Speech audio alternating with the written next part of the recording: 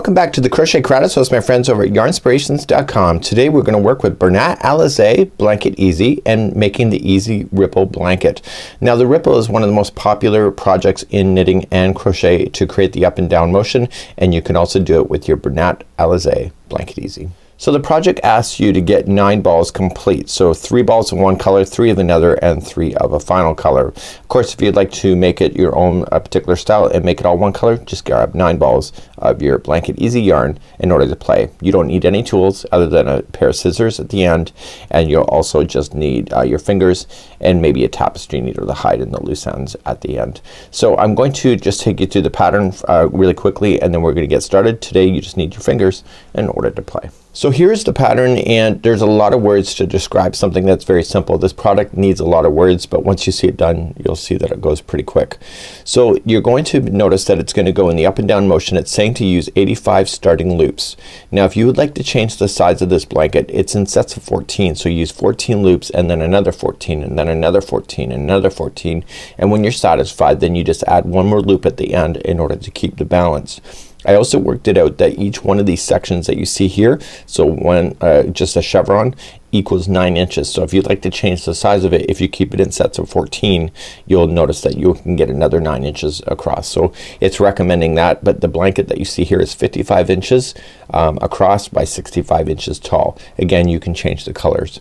We're also going to take a look at the instructions here when it comes to these abbreviations. So let's go through the abbreviations key. It says K2 or K3 together, and this is knit 2 or knit 3 stitches together.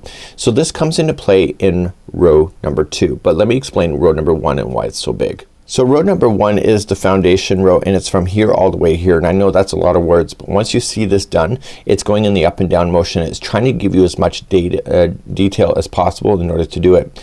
Once you begin row number 2, you're going to notice that the instructions get much smaller because it says K2 made. So it tells you what K2 is. Working with a yarn in the back, pull next loop through working yarn up through both of the next 2 together. So all of that means K2, and then when you flip it over, you'll see that you end up with K3, and again pull the next loop through all of the next 3 stitches together.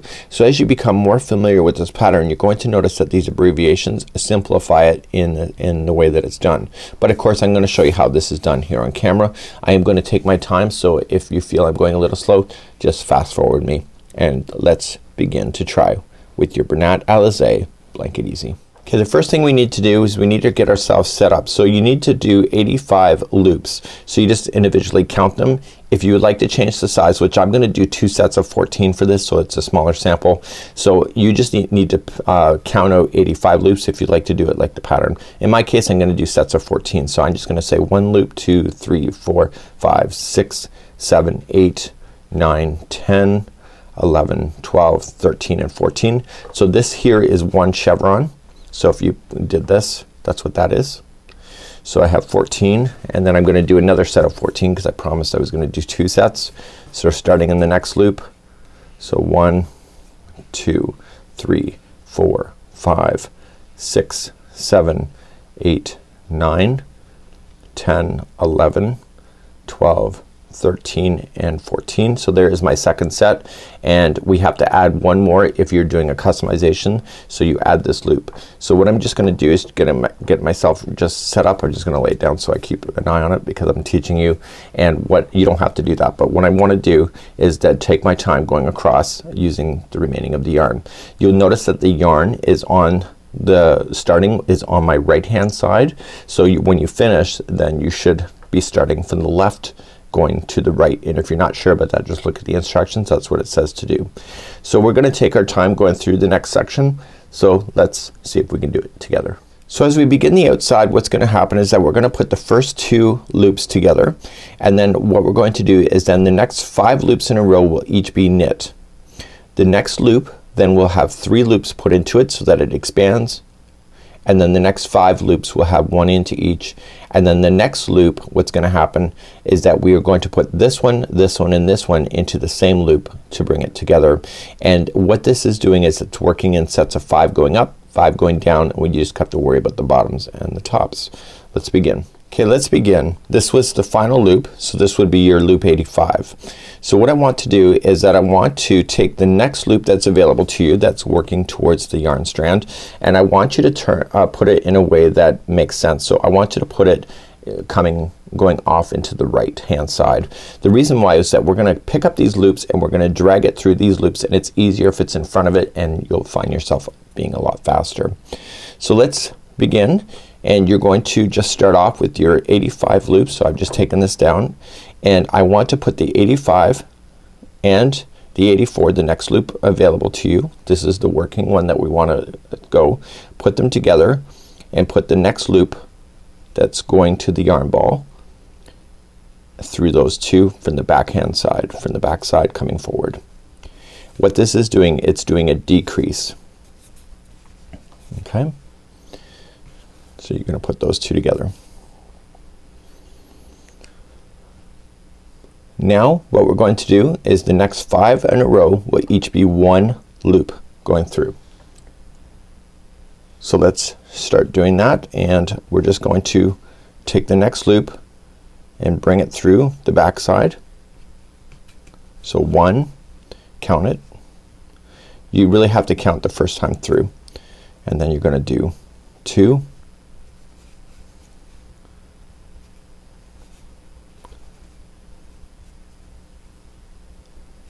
3,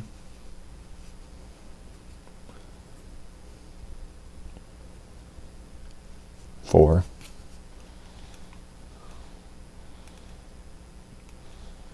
and 5. Now just put it down and then just pull up. We're gonna deal the twisting if you get some twist, so just make it look perfect. So you just pulling up, so you have 5. So the next loop that you have here is going to be 3 of these loops, because it's gonna expand to make the point. So put the next 3 together. So 1, 2, and 3. Put it together in your finger and grab the next loop and push all 3 through that one loop, and that's the very top peak. And once you get that in, just kind of pull them, and all 3 will be coming out of that one loop. So the next 5 going down is going to each be one loop each. So it's 5 up, 5 down. So we have 1, 2, 3,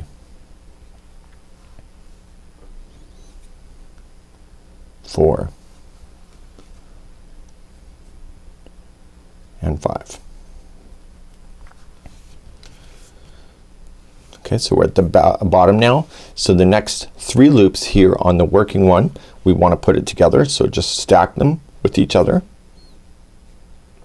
and grabbing the next loop to the working yarn, and you are going to pull it through all 3. So that's the very bottom. So that's a decrease. So that's knit 3 decrease, K3 together, sorry. So the next loop that's available to you here, the next 5 will go up. Just make sure you grab them all the loops, don't leave any loops behind, and just go 1. Getting started is always the hardest for anything really. And then grab the next loop for 2, next loop for 3, next loop for 4, and the next loop for 5. And now you've just gone all the way back up your hill. You can see you're starting to get the up and down motion. So this next one loop here is the top. So you just stack 3 to the yarn, to the strand that's going to the yarn. Put 3 together and push it through the one, and there's the top, and just pull them all 3 through. 1, 2, 3. And then going down. So you're just gonna go up and down in the same motion, and eventually you'll come to the end like I'm about to. So that's when you do your knit 2 together. It's on the ends. So 1, so going down the hill, 2, 3, 4 and 5. And if your math is right, you should end up with 2 loops left at the end, which I do. And so the 2 loops that I have, stack them together and push the yarn, the last loop through, and that's 2 together. So that's K2 together. Okay, so you're gonna do that all the way across and just go back through and just kind of pull up on your loops, make sure everything's good to go, and make sure that everything looks good so far. So let's continue along and we'll work on row number 2. Okay, now that you've gone all the way across, I want you to shift the yarn that's going to the yarn ball towards the left hand side now. So you're gonna scoop it up and drag it into the project. Let's take a quick review. So what's happened now is that the blanket has a bit of a structure now going up and down. You'll see that all the way across, and you'll notice in the peaks there should be 3 loops, just like you see. So there's 3 loops, and then in the bottom the 3 loops that were in the chain work only has 1 coming out of it here. So that's one thing that you have to pay attention to. The ends are always gonna be the same, is that 2 loops will be put together, and the tops will always be the same of 3 loops into the very middle one of there. The bottom, the next 3 loops will become together to form that, and this will keep the motion. So let's start on row number 2. So let's begin row number 2. Starting in the next loop going to the yarn ball, I want you just to take that loop and put the next 2 loops that are in the project itself and put them together, and then take the loop that's going to the yarn ball and push it through the 2, and that's knit 2 together. So 2 loops just were put together, and then continue along. So the next 5 in a row that go up are going to go into the regular loops. So you can count that. So 1, 2, 3, 4, and I'm gonna show you a secret in just a moment, and this is 5. Now how would I have known that the next one is the middle one? Because when you go up 5 you're end up in the 3 that were there, so the next one here must be the middle. So when you do that one, the middle will have 3 loops that will come through there. So just stack them and push it through the next loop at the top. Okay, so you want to keep an eye on where your sets are at the tops and then work your way down. So how many goes down in the down motion? Do you remember? It's going to be 5. I just want to make sure that you're understanding this pattern. So starting in the next loop going down, so 1, and then just grab the next one, 2. Getting started with this is always the hardest, that I can promise you, but once you get the motion it'll become easier. So this is 3, 4, and the 5th one. So technically the next 3 are going to come together because they're at the bottom. So you have 1, this one see has already the 3 in there, so this is 2, and then you grab the next one which is 3, and then you're going to grab the next loop and push through all 3 of those, and that becomes knit 3 together.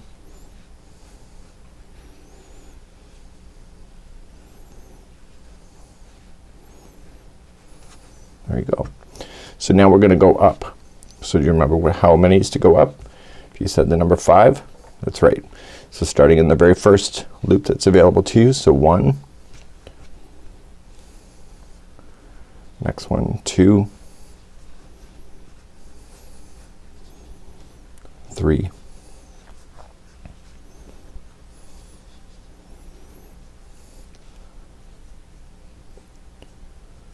4,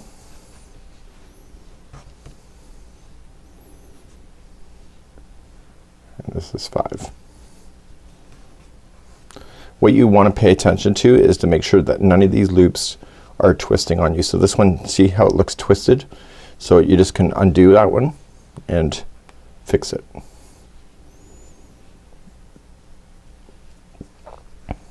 See, now it looks right. So what you want to do is just kind of scan your eyes over the project at the end of each row and make sure that all the loops look correct. So I had 5 going up, and this is the middle one of the last grouping of 3. So stack the next 3. So 1, 2, and 3, and push it through. So there's your new top of the peak, and then open it up, and then starting in the next one going 5 down. So you're gonna go up and down just like you know it, all the way across your blanket. So when you're knitting these kind of things, it's referred to as a blanket. In crochet, when you make a blanket, it's usually referred to as an afghan. It all depends on the project you're working on. So I'm going 5 down, and do you hear me counting at all? No. Do I need to count? Technically not really, because what I want to pay attention to is that I had my 3 at the top. So I had 1, 2, 3, 4, and 5 down, and the last 2 become together. So I know that the last 2 are becoming together, so I don't really need to count if you trust yourself. So put the last 2 together and pull a loop through, and then just go back through your project and just make sure that nothing looks twisted, and you'll see that the up and down motion is really starting to take into play. Let's begin row number 3. Okay, let's begin row number 3. You put the first 2 loops together, and then just put the 1 loop through the back. So that's a knit 2 together. And now just push the yarn over to this side, because you're gonna scoop it up in, and moving to your next loop available to you. You got 5 going up. So 1, 2, 3, 4, and this one will be the 5th. Now, as an experienced crocheter, I wouldn't necessarily count 5 up, because I can see the top 3. So I know that the middle one of the 3 is always gonna be the peak, and that's where the 3 that I'm gonna stack in is gonna be pushed through the back of that 1 loop to make the next grouping of 3 for next time I'm coming across. Open it up, and then go down 5. So we have 1, 2, 3, 4, and 5. So the bottom 3 are gonna come together, so just stack them up and push 1 loop through.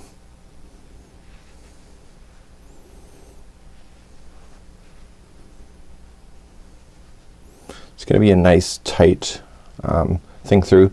If it's too tight for you, what you can do, if you have a crochet hook, just push it through and just pull the loop through. You can do that too. Just make sure you don't twist the loop in a way that doesn't make any sense. So you're gonna go 5 up. So we have 1, 2, 3, 4, and the next 3 should be the middle, and they are.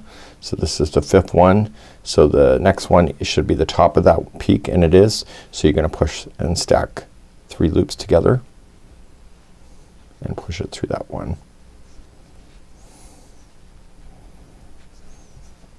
Open it up, and then move it along down. Okay, so there's gonna be 5 going down. So 1, and technically I don't need to count it, but 2, 3, 4, and 5, and there should be 2 loops left, and there is. So stack the 2, and you're gonna knit 2 together by using the same 1 loop from the back. So you're just gonna go back and forth on this project, and you'll notice that the stitch work is starting to really line up nicely. You can see you have a decrease in the middle, you have your points to do. So if you wanted to change color in this, all you would just need to do, let's cover what you would do if you had to do that. So what you would just do, let's just change the color here. So let's just trim 2 loops. So just cut it after 2 loops. And then what I want you to do is run the scissors up through the bottom side of the loop and open up the loops. Okay. Okay, so now that you got that, take the new strand that you want to start and open up the 2 loops that are on the end of the strand. So say this was a different color. I only have dark colors here in stock. I only have black, which is harder to see on camera here. So you take the new color and then you start with the new color. So you would just start, stack the first 2 and grab your new color and start as you normally would. And pull that through and continue to do it as you normally do. What you can do with this one here at the back, you can just tie it in a quick knot.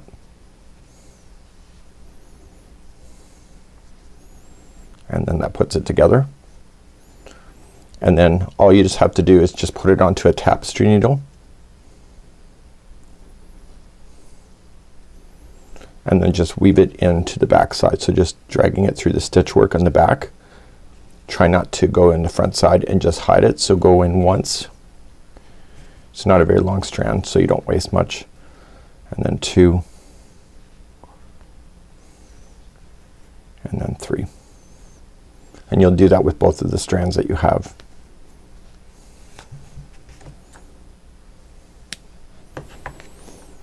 Now what if you wanted to bind off at the very end of the project? I'm gonna show you how to do that. And when you bind off, you're gonna go from right to left. And the bind off is really quite simple. And we're gonna end it the same way that we're kind of doing this right now. So just hide in your loose ends if you're changing colors. And continue along in the process. And don't worry about the extra fluff stuff. It's just because I'm cutting certain fibers. So let's show you how to bind off next. To bind off, what we're going to do is that we are going to then just start immediately, and we are going to just not worry about this tail anymore, and we're gonna go from right to left. We're gonna take the next loop that you have and feed it through the first loop. This is how you would do it with regular knitting as well. And then you take the new loop and feed the next loop through it. And now the new loop. And you're gonna do this all the way across your project. So you're doing a nice finished, this is called a bind off. In crochet, when we finish, it's called a fasten off, but in knitting it's finished this it says cast off, or in this case it's bind off. So we're just feeding the loops one after another all the way across. Okay, once you get to your last loop, you're just gonna feed it through, and now you have one lonely loop left. Now don't do too much of it, just let it sit there. So you're gonna take the strand that you started with over here, and you're just gonna cut it 2 loops and leave 2 loops in to the project, and then just cut it. And then just open up those 2 loops. It's like a horseshoe shape. If you go in the bottom, you'll open up the strand that holds them together as a loop. You're gonna take this one and just release 3 loops. And then open that up. So this here is going to be used for the other side for securing that final loop in. So you can see that I didn't cut it in the right space, and I accidentally cut the loop open, but this is enough for me. So what I wanted to do is that I want to take that strand through, and I want to lock it into the existing one. So you can use a crochet hook or a tapestry needle, and just gonna pull it through so that it traps it in, and then you're gonna tie a knot.